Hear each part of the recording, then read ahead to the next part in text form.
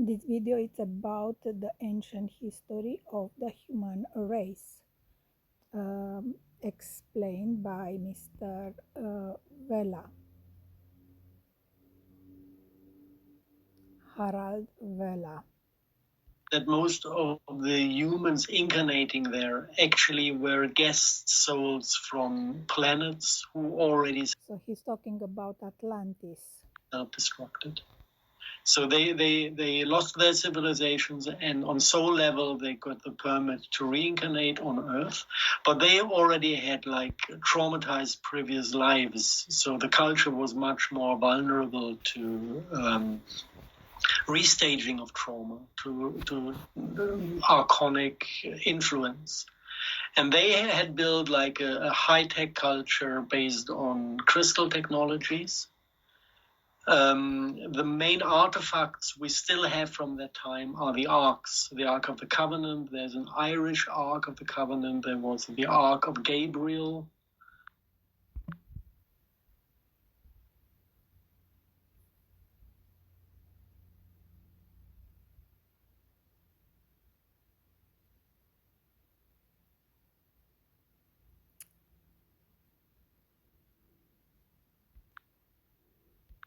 Found in Saudi Arabia, I think 1 or 2 years ago, deployed by Russia to the Antarctic bases.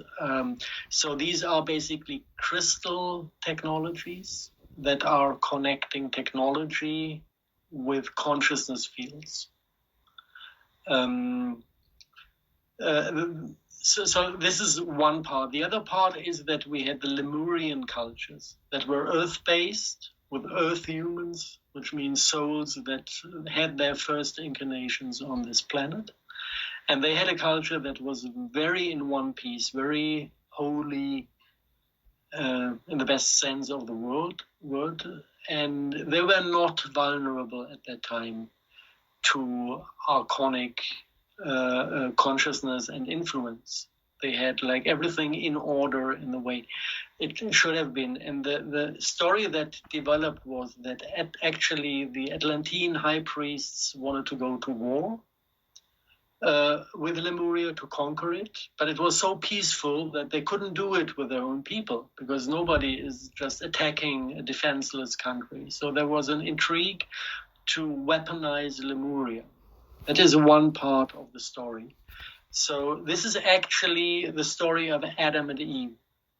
Let's take Adam as the king of Lemuria, Sophia as the queen of Lemuria, and then the Atlantean high priests decided to create an artificial being called Eve that should be the perfect sexual match for Adam, and went into a story of, okay, let's tell him that with all the presence of Atlantean troops in the Lemurian capital, there's a danger of war, and it would be a better thing to, on one hand, make an alliance with Atlantis by a marriage to a second wife, Eve, and also weaponize Lemuria to be able to defend yourself against the forces in Atlantis that want war. So they did two things in one and the same go. One was weaponizing Lemuria, and the other one was basically displacing Sophia, the original best match of Adam, and replacing it by a black magic honey trap that was influencing him in the wrong way afterwards. So that is one part of the story, which is actually the fall of Adam into under the archonic influence.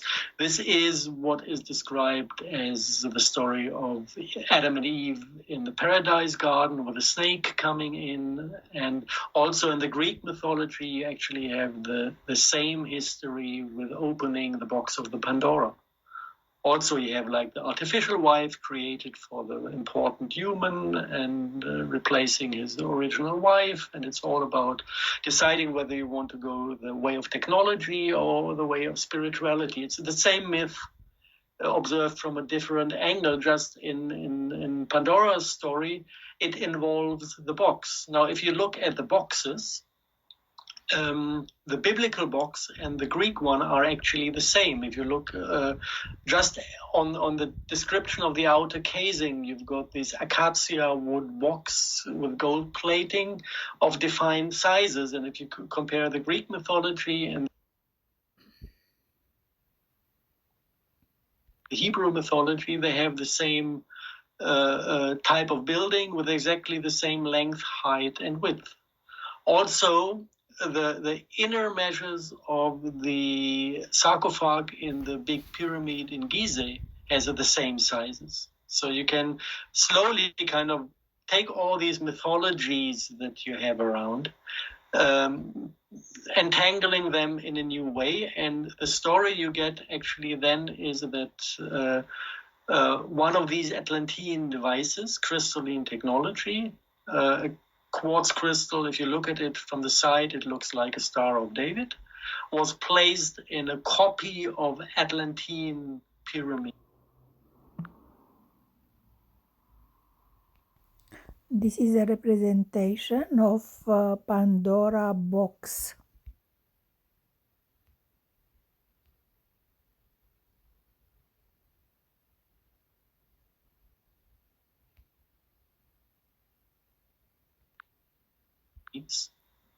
Build up erected in Egypt was placed in the main chamber.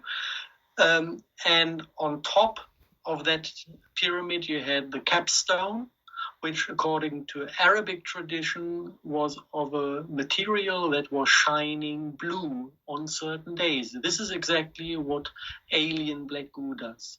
So this is kind of, I hope you can keep that all in mind. This is part of the story. Another part of the story is those 5 head high priests of Atlantis being tempted or directed to open a portal. To open a portal above Atlantis, knowing exactly the risk of destroying the continent, but it was kind of on behalf of their Archon masters, so they did it. And by opening the portal, they destroyed Atlantis and much of the Lemuric islands in the Pacific as well. And through the portal, there was coming in a meteorite shower. And these meteorites can be found all over the planet. They basically consist of a black oil stone. And if you extract the oil inside the stone, what you get is this alien type of black goo that carries a living consciousness that is completely mental in the full meaning of the, or in both full meanings of the word.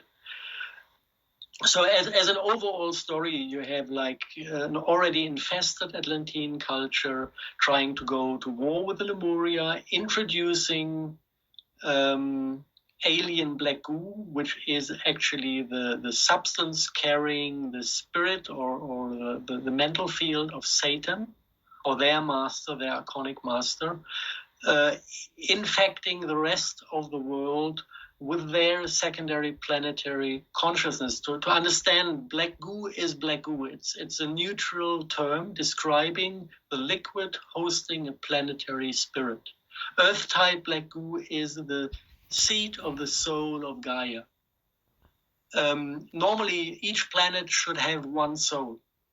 But like with the humans, when a human dies and he's not willing or not able to go into whatever he's meant to go into to reincarnate, then he might live on for a while as an attaching spirit, taking over the bodies of other people. This happens on human level, and it as well happens on planetary level. If a planet self-destroys because the species living there goes completely gaga, then the spirit of the planet might go back to source and reincarnate into a newborn planetary system, or it might decide, oh no, the trauma is so bad, I don't want to go through that process of integrating my experience, so I'd rather try to survive on the material plane, and once my planet is gone, I'll take over other planets. This is what happens on planetary level as well. So the seat of the consciousness is the black goo. And in a natural planetary system, the memory, both 3D physical background and memory, or main line of reality, is hosted in, or what you call a matrix, is hosted on crystalline memory. You can imagine if in a planet you've got growing crystals from fluids or out of lava, every layer of crystal that is built up basically in the moment of freezing stores the momentary consciousness field